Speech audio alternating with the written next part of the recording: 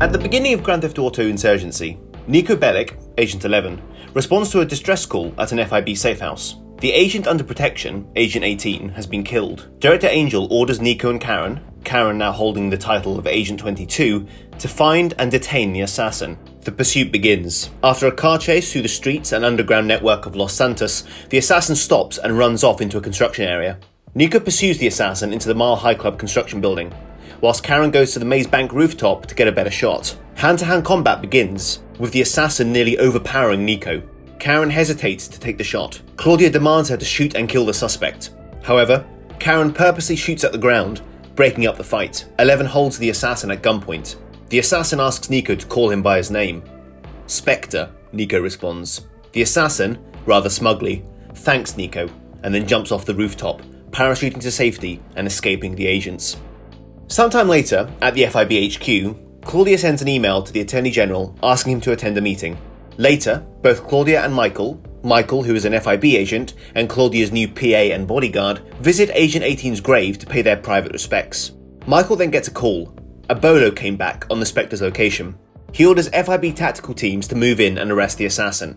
However, at the location, the Spectre is target practicing and manages to escape. The Spectre jumps off the highway and lands in a dinghy waiting for him below. Yet again, he escapes, fooling the FIB once more. After Niko and Karen attend the crime scene, Karen then attends a retraining exercise managed by Michael. Her performance is lacking. Michael senses something is wrong. Karen confides in Michael. The Spectre's lack of hesitation in killing the FIB agents has shocked her.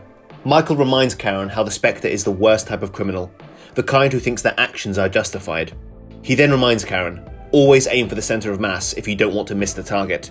Karen retaliates. She never misses. She shot around Niko and the Spectre on purpose. After a tense confrontation, Karen then dismisses herself to attend the briefing. At the briefing, Agent 11 provides the necessary information. The suspect is a vigilante who goes by the name of the Spectre. Although his identity is unknown, his main targets appear to be officers and FIB agents he deems corrupt. He goes on. Agent 18, who was residing in the safe house at the start of the film, was under investigation for selling state secrets. The Attorney General asks if they have a lead. Claudia and the Professor explain how they are tracking the boat the Spectre escaped in. Before he leaves, the AG demands Claudia to find the vigilante and gives Niko a shoot-on-sight authorization. Claudia pulls Niko aside and informs him of information she could not express in front of the AG. They have been investigating companies in Blaine County. The Professor tells Niko how they found a burnt laptop inside the Spectre's house, with an email detailing the location of Agent 18's safehouse. Someone in the agency told the Spectre of Agent 18's location. There is a mole in the agency, or indeed, the overarching government. Attached to the email was a document coming from a Fletcher Bank email address. A Blaine County branch just had a massive transaction go from an offshore account to a private one, an exchange overseen by an accountant called Richard Blake. Clearly, Blake knows something. Claudia gives Niko his mission. 11 is to go to the Fletcher Bank and make Richard Blake tell him what he knows of the Spectre, and then to find and take down the vigilante himself.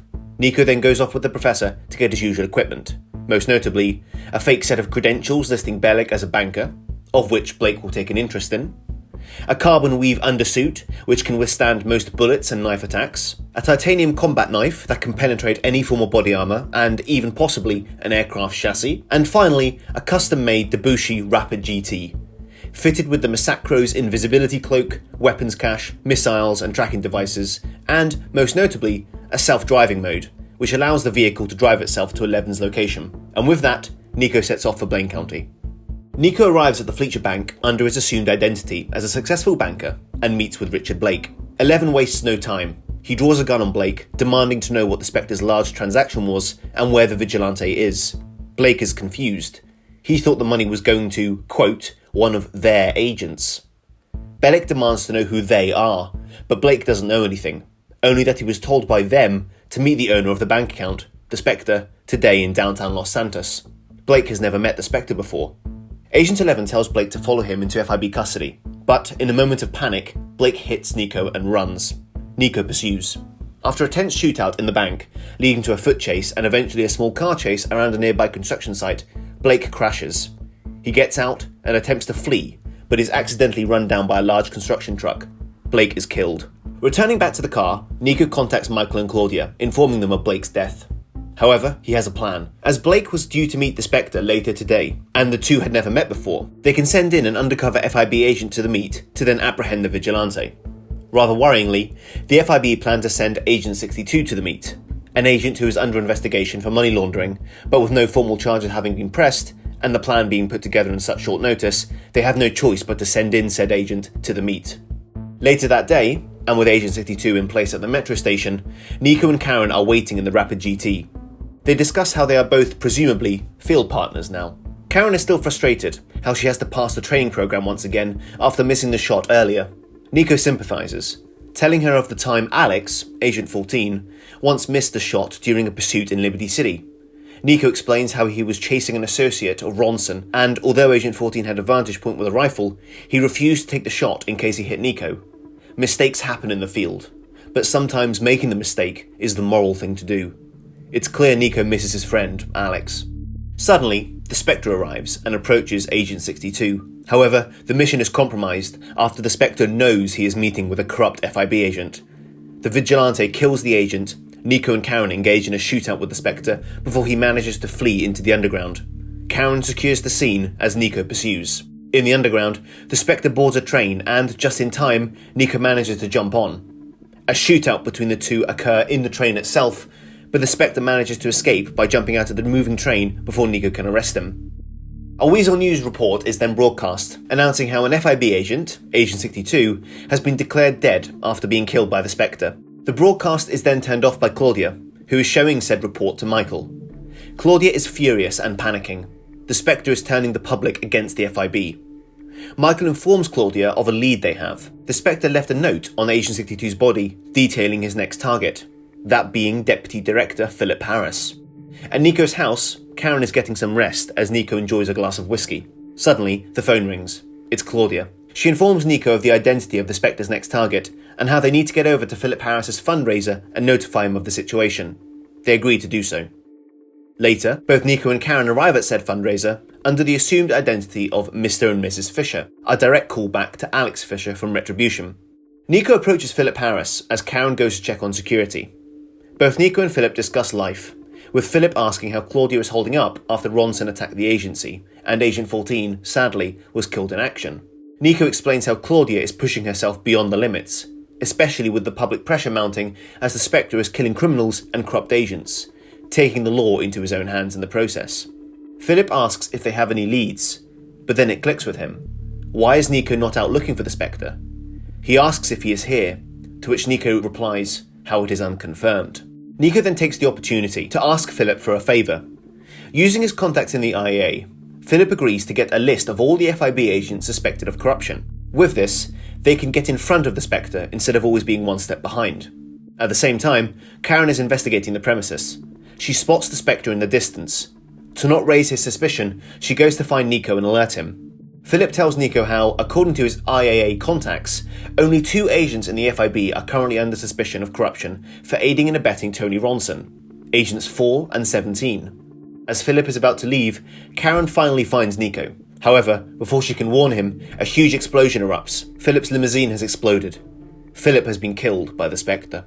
Sometime later, and after Claudia arrives on the scene expressing her determination to hunt down and kill the Spectre for this, Niko and Karen are back at the FIB HQ, rendezvousing with the Professor. As they do not know who the Spectre is going after next, both Niko and Karen will have to split up. Niko will be sent to Agent 4, Mark Enfield, to bring him into protective custody, whilst Karen goes after Agent 17. The two split up, Niko travelling to Switzerland, where Agent 4 is, and Karen travelling to Rome, where Agent 17 is. In Switzerland, Niko arrives in his Rapid GT at the same hotel Agent 4 is staying at. Niko then gets a call from Luna Lamardia, an Interpol agent who is also Niko's contact in the area. They agree to meet at the Arctic Alpine Bar. There, they discuss the beauty of their surroundings, how Luna has always been an Interpol agent based in Switzerland, and how she has managed to track Agent 4 by request of the FIB. Agent 4 is due to ski down the mountain range tomorrow morning. After further drinks and a flirtatious discussion, both Niko and Luna agree to go back to Niko's hotel room for the night. The next morning, as Luna continues to sleep, Niko awakes with a text message by the reception. Mr. Enfield, Agent 4, has just left the hotel. After following the agent, Niko is about to approach him, until, suddenly, the Spectre arrives on scene and slices the throat of Agent 4, killing him. Both the Spectre and Niko engage in a shootout on the mountaintop before the Spectre jumps on a nearby quad bike and races down the mountain. Niko does the same. After a hair-raising chase down the snow-covered track, the Spectre jumps on board a moving train and escapes. Niko, in dismay at having failed the mission, returns to the hotel to find Luna missing. The phone then goes off. It's the Spectre. He's kidnapped Luna and taunts him. 3 down, 2 to go. Niko runs out of the hotel and spots the Spectre climbing into a black oracle with Luna inside. As he speeds off, Niko runs and climbs into the Rapid GT and gives chase. Up the mountain road, Niko is pushing the car to the limit, hoping to catch up to the Spectre. Up ahead, the vigilante has stopped and put the car in the middle of the road. Suddenly, Niko races around the corner and, to avoid the obstacle, spins the car off the road and crashes down the mountain. Niko is rendered unconscious. Sometime later, Niko awakes in a run-down meth lab in an unknown location. Definitely not in Switzerland. Luna is knocked out on the floor. The Spectre stands in front of him. The vigilante expresses to Niko how he has brought him to the people who are in league with those that support his crusade against the criminal and the corrupt. Every criminal is now scared to step outside lest the Spectre descend upon them. According to the Spectre, he's not the bad guy in the situation. He wanted Niko to join him, to help him bring down the FIB, an agency that should have been declared unfit long ago. However, the Spectre knows the truth. Niko has his principles. Hope of Niko joining him is futile. Before the Spectre leaves, he taunts how he has one more friend to visit. Niko then checks on Luna. She's okay.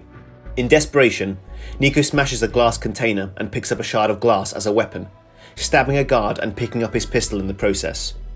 A small shootout occurs with what appear to be militia personnel. Niko and Luna then manage to escape. They are met with a rain of gunfire from both militia soldiers and an attack helicopter. After an intense shootout, Niko shoots a gas canister and blows up both the helicopter and the surrounding vehicles, and both of them then escape in a nearby van. Sometime later, driving in the middle of the desert, the van runs out of fuel.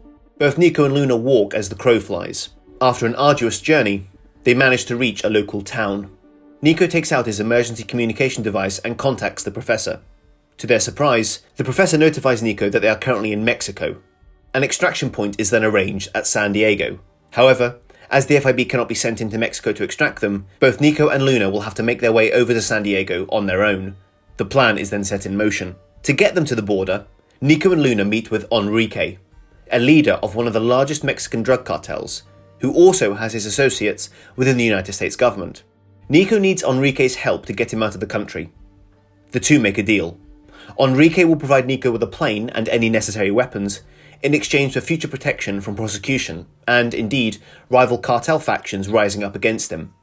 Luna is taken to the airfield as Enrique gives Niko some equipment. However, a rival cartel arrives and a huge shootout erupts. Enrique manages to escape in time, but Niko is forced to jump on a dirt bike and race off into the distance, whilst being pursued by a cartel attack helicopter.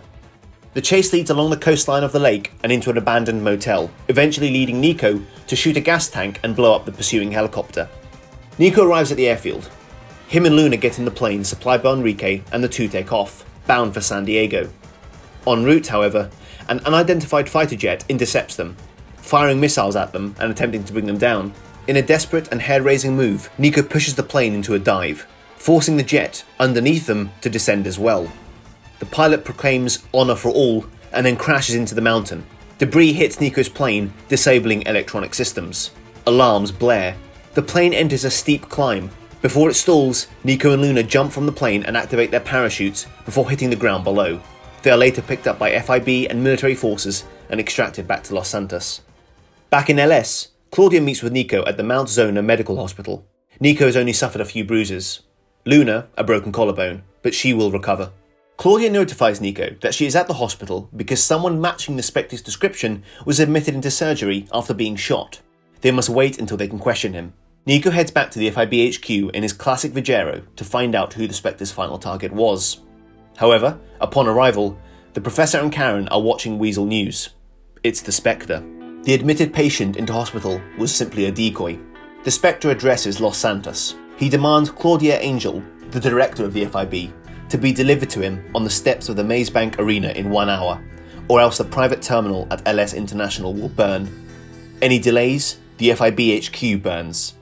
His final line? Save yourselves, before I have to. Niko and Karen waste no time. They tell the Professor to analyse the background image of where the Spectre was and find the location. Karen and Niko both head over there. The Professor successfully does. The Spectre is at an abandoned scrapyard in southern Blaine County. Niko and Karen intercept. An intense shootout erupts. Niko gives chase to the Spectre whilst Karen deals with unknown backup that arrives on scene. Backup who appear to be private soldiers. Karen takes them down and rendezvous with Niko. The Spectre has managed to escape on a motorcycle. They both steal nearby Baller SUVs and give chase. The chase leads around the coast of Blaine County until the Spectre eventually loses control and crashes his bike off a mountaintop. Niko and Karen then arrest the vigilante. En route to the FIB HQ, the Spectre seems smug. Niko tells him how he has caught him. His mission is done. The Spectre replies, Niko didn't catch him. They did. Suddenly, a black SUV pulls out in the middle of the convoy and crashes into Karen. A private soldier, belonging to the same group earlier, steps out and shoots Karen in the chest, disabling her. Niko gets out and returns fire, shouting to Karen but getting no response. Meanwhile, the Spectre climbs out of the car and jumps off the bridge into the water below, escaping custody.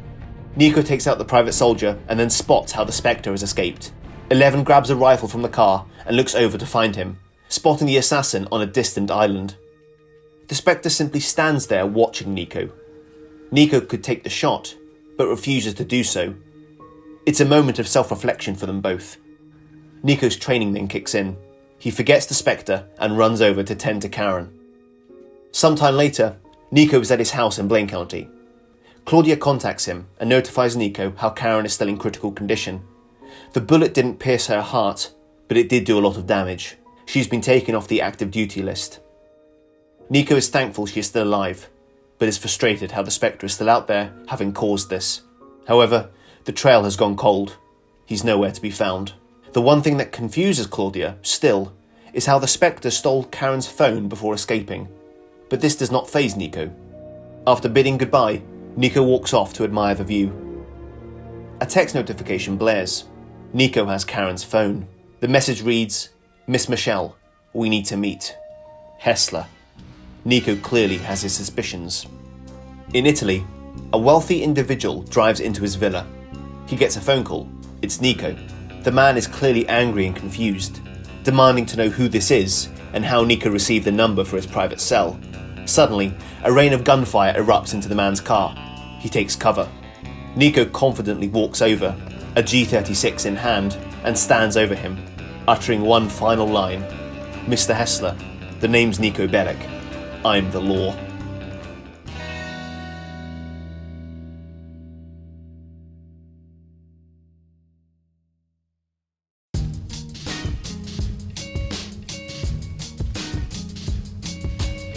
So that's the story of Grand Theft Auto Insurgency, the 6th film in the Agent 11 franchise. So now let's get into some trivia about the behind the scenes making of this movie and just some general tidbits that you guys might not have been aware about.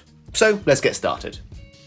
The first thing to note is that this is the first film in the franchise to feature a full ensemble voice cast. Yes, thankfully, gone are the artificial voices. In this movie, we decided at the beginning, if we're going to make this movie, if we're going to go this next step, go on this next kind of journey on the Agent 11 franchise, we had to get rid of the artificial voices and bring in actual voice actors. And what a great cast this was for our first movie with a voice cast. Obviously, Joel Poynton, who voices Niko Bellic in this movie, signed on to do 2 movies, that being Insurgency and Darklight. And of course, this is the first movie where returning characters, their identity is cemented into the franchise because of the voice actor that brings them. So for instance, I can tell you conclusively that the first person we voice casted in this movie was the Professor, Professor W. At the time, the co-writers and myself were looking for an actor, a voice actor for these specific characters of course, but we knew straight away who could voice and who should voice the Professor, and that was of course Harry Quirk. And Harry has been with the franchise ever since Insurgency. He's been with the franchise now for, I think it's 5-6 years, something like that. And with that, he's kind of brought this longevity to the character and he's made the character his own. And that's not just for Harry's character, that's for everyone's character. Another person who has been with the franchise since obviously the ensemble cast was brought in is Ellie Wilson, who voices Claudia Angel, director Claudia Angel. Again, when we were writing the character for this movie and kind of going into this next era of Agents 11, we knew who was going to voice Claudia. We knew that Ellie just had this perfect tone, this perfect way of bringing this sense of authority and leadership to the role, and she really nailed it, not only in this movie, but the movies that followed it. And of course, some of these actors are still here today, and as the franchise has grown, obviously, since Insurgency, more talent, more new voice actors have been brought onto the scene. But this movie, Insurgency, was the first movie to introduce voice actors into the franchise. Now, this is a very interesting point, and this is absolutely true. I'm going to give a disclaimer right now. This was absolutely true. We are not making this up. Originally, the film was titled Grand Theft Auto Spectre, but a few days after coming up with the idea, Bond 24, Spectre, was announced, and thus Grand Theft Auto Insurgency was chosen in its place. The original drafts, and as we'll show on screen right now, the original drafts of the script had the movie titled Spectre, and one of the reasons that the vigilante was called Spectre was because he had this kind of ghostly sense about him. He could move in and out of places undetected, and he essentially was a spectre at the feast. And so at this point, the movie was always going to be called Grand Theft Auto Spectre, and we really liked the idea. But then a couple of days later, Bond 24 was officially announced as Spectre, and thus our plans had to change, which is, I always think, is a really great kind of trope of this movie, because we make no mistake about admitting our influences and inspirations, and as everybody knows by now, the Agent 11 franchise is hugely based off the Bond franchise. It's a very Bond particular kind of franchise, and so I just find it quite funny how one of our movies was actually called Spectre before Spectre was announced. So that's a little bit of trivia for you guys there. The third interesting point is that the first draft of this film was only 37 pages long, estimated a 40-minute runtime, with a completely different story to what originally happened. Now, I should mention at this point, and I mentioned it briefly earlier, but this was a movie that, it was the first movie in the franchise where co-writers, and there was an actual team of writers writing the script. It was not just myself writing this movie. Connor Waldron was brought on to write the initial draft, and I did some redrafting, and JJ Ralph also joined at this time, because of course JJ Ralph voiced Deputy Director Philip Harris in this movie, and at the same time, JJ not only did the opening credits, but JJ helped us with the writing of the script, so there really was a team of writers on this movie. But interestingly, the initial story was completely different to what was eventually created. Indeed, although the story ethos was the same, Niko pursuing the Spectre who was killing corrupt agents and criminals, the story itself was more of a cop detective format, rather than the espionage spy thriller the film originally came to be. In the original script, Michael, although newly introduced, was actually kidnapped by the Spectre and forced to wear a suicide vest, blowing himself up in an effort to kill Niko and the team. Indeed, Mr. Hessler, who was introduced in the final act of the film, in the later drafts, was not in the original draft. There was no mention of Hessler whatsoever. There was also no mention of Deputy Director Philip Harris, and nor was his death involved in the movie, but we included this in the later drafts because we felt as if there had to be a conclusion to Director Harris. Just because Claudio is now back on scene, he shouldn't at least disappear entirely. We had to round off his story rather well, so we thought we'd just do that in a rather conclusive manner in the later drafts. The film originally ended on a cliffhanger. After capturing the Spectre, Niko, who originally caught him on his own, driving his JB700, was ambushed by unidentified soldiers. And these, of course, would be honor agents, very similar to what happened in the actual end result, after a truck would slam into the car, sending them off a bridge and crashing into the water below. And although we kept the ambush element, where Karen was obviously shot in the end product, and that soldier being an honor agent, tying into Darklight, the original ending, as I mentioned, with the truck slamming them into the water, not really sure who would survive it, that cliffhanger was in the original draft, but we took that out because we liked a more conclusive kind of round-off ending for Insurgency in the later drafts. Another interesting one is Claudio was originally involved in the pursuit, shootout and capture of the Spectre instead of Karen Michelle, but we just felt Karen and Niko's relationship in this movie was kind of integral. It was very important that their relationship should grow from Retribution, because of course Karen was under the assumed identity of Valerie Green in Retribution. And so in Insurgency, we thought it'd be good to explore their relationship now as actual field partners working together as FIB agents. So we just thought it would be better to substitute Claudia for Karen. These are just some things that changed during the pre-production phase, and we decided to really experiment with this movie and kind of take it to heights that we'd never really taken in Machinima before. So those are just some interesting points about the original draft of Insurgency. The fourth interesting bit of trivia is that new characters are introduced in Insurgency that have a huge impact on the rest of the franchise. The three major characters that we can mention here are Luna LaMardia, Michael, and the Spectre. But of course there are some other characters alongside, such as Mr. Hessler for instance. Mr. Hessler, of course, plays a massive part in this franchise, as he becomes one of the franchise's biggest villains in Darklight.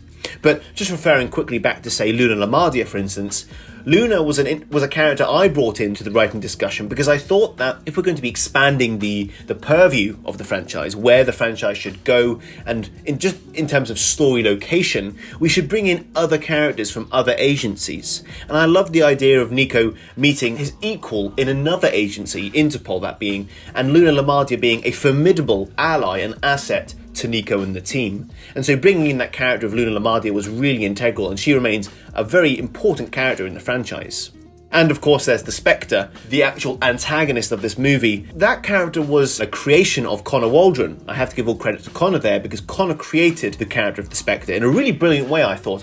The original draft captured the Spectre brilliantly, and he also performed as a voice actor for the Spectre, and he did it really well. So with the Spectre, he has a massive influence on the franchise because he's also a returning character in Darklight, the sequel to Insurgency. But that's of course more information, something we'll explore in the next recap episode. Another interesting bit of trivia is that, similar to his work on Retribution, Riley Hooper returned as our GFX artist and created some fantastic artwork for the movie, some of which was never used, and you can see on screen now. And it was at this point in time where Riley and KnightHunter Studios, our two kind of creative endeavours, really joined together, and Riley created some amazing artwork for the movie. It truly was amazing, and it was just the next step in our building of our relationship as two creative partners. And that relationship has lasted all the way up until today, and Insurgency, as I just mentioned, was the next step in our creative partnership, as it were. Another interesting bit of trivia is that this is the first film in the franchise to experiment with going to different global locations. Indeed, there are three major locations that we visit in this movie outside the United States, that being Switzerland, Mexico, and Italy. Now, first of all, one of the reasons we decided to go to different locations is because, as I mentioned in the previous recap episode, at the end of Retribution, the franchise could have ended there, but we made the decision to kind of not restart the formula, but go into a new era of Agent 11 to really push ourselves as filmmakers and to push the franchise in a completely new and original direction. And as I've always mentioned in these recap episodes, the Agent 11 franchise is hugely influenced by Bond, and so we just thought, why not try and experiment going to different locations? It would also give the film this kind of vibrance, this tone, this atmosphere of a global film in a way. It was just kind of that mood and element we were looking for. And I remember it distinctly, because at this point we were filming on the Xbox 360, we had a very short window to film the Switzerland scenes, because, as everybody knows, in Grand Theft Auto Online, it only snows for a couple of days during the year. So at that time, we literally had to jump on Xbox around Christmas time and film all of these scenes. And some of the scenes in Switzerland in the movie weren't actually written at that point. We knew we wanted an action sequence to happen, the car chase up the mountain, but also the quad bike scene down the mountain. We thought those were two brilliant action set pieces to put in. We filmed them, and we had a vague idea of what was going to happen in Switzerland, but we didn't have a complete script at that point. So we just filmed all of these scenes that we possibly could, and we simply worked all of these scenes that we shot into the movie, and it still works brilliantly. There is no sense that it was rushed in at last minute. It was actually the first thing we shot for Insurgency, was all the Switzerland scenes. But that's just an example of us pushing the boundary, trying new things, experimenting with the franchise, and seeing where we could take the franchise creatively in terms of new locations and so forth. Another interesting note is that this is the first film in the franchise with a proper, industry standard, completed script. Yes, there was no more writing a script on Microsoft Word or whatever we were using. There was no more note-taking, no more short form. No, this was the first film in the franchise to have a full, completed script. Again, I must give all credit now to Connor Waldron. Connor wrote an amazing redraft of this script. I added in some scenes, so did JJ Ralph. There was huge edits going on all the time. This was a combination of all the learning techniques and all of the things we'd learned from our previous entries in the Agent 11 franchise. It all accumulated into this movie, and since then we've always used the industry standard for writing a script. So that's just an example again of just how this movie pushed the boundary and pushed the Agent 11 franchise into a brand new era. And for the last bit of trivia, Grand Theft Auto Insurgency is of course the first film in the Agent 11 franchise to feature the Niko Bellic sniper scope. What do I mean by this? I mean at the very beginning of the movie, the first thing you're greeted to is 2 flashes of Agent 11, the title card, which then transitions right into the sniper scope animation as it were, and that then transforms us into the movie. This was a feature actually I wanted to do on a number of previous movies, but we never really got around to it for various different production reasons. But on this movie we thought, it's a new era, there's a voice actor, and not just voice actor for Niko Bellic, but there's a voice actor for every character in the movie. It's the new era, the new style of Agent 11 we're going for, so let's open it up with a completely new style as well, in terms of an introduction to the movie. And so this was a perfect time and a perfect opportunity to create that sniper scope. And in a way, many people have pointed out before, but yes, the inspiration is of course very similar to the famous James Bond gun barrel that you get at the beginning of each James Bond movie. And since then, we've tried to incorporate it at the beginning of every movie that's been in the Agent 11 franchise. Of course, it's in Darklight, it's in Black Phantom, and of course, it is now a staple of the franchise. It's now a staple of Agent 11 and the overall identity of the franchise as well. So there we have it. Grand Theft Auto Insurgency is the first film in the franchise to introduce the Agent 11 sniper scope. And this is just another key piece of trivia about the behind-the-scenes making of this movie and the pivotal tropes that this movie brought into the franchise to ultimately shape its new identity as it went into the new era of Agent 11.